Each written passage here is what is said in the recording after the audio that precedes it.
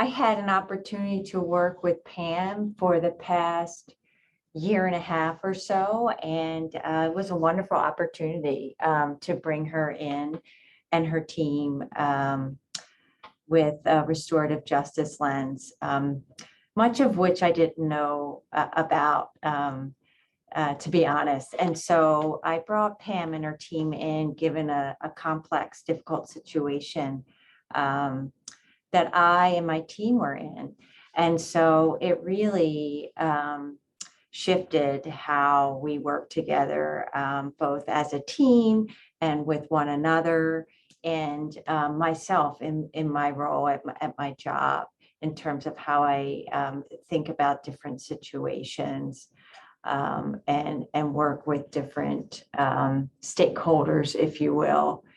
And it was quite moving. I mean, I think for so many, in so many ways, it took some time, like anything, getting through these different situations and all the ups and downs and emotions that come with that. But I think certainly within a year, we've all shifted in how we move together, with specifically in being a bit more vulnerable with one another, and less accusatory, and really more of humanizing things, like we're human and things happen, and really coming at different situations with the best intent versus putting aside our assumptions. And I think for me, that was really helpful. And Pam was a coach to me over the past year and a half, really reminding me. And of course, that's kind of a no-brainer, but the reality is when you're in these situations, you can lose sight of that. And that's really what I appreciated about she and her team, and really kind of guiding us and challenging us in different ways about some of our thinking and how we're handling different situations.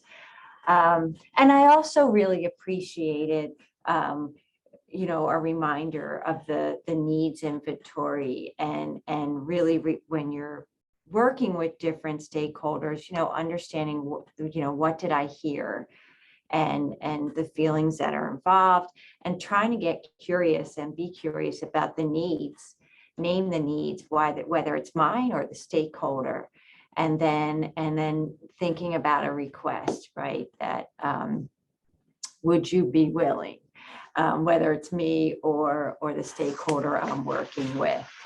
And all those, also this sense of slowing down and reflecting and pacing ourselves, with any different jobs. It's been intense during COVID, and it hasn't really slowed down. And so you can get in these, you want to check the boxes, but the reality is certainly for myself, it's so much more than checking boxes, and it's really not checking boxes. It's again, humanizing things and really understanding folks' needs and the sense to be heard. And it doesn't always mean you agree with an individual, but this opportunity and a safe space for folks to be heard and speak their truth, if you will.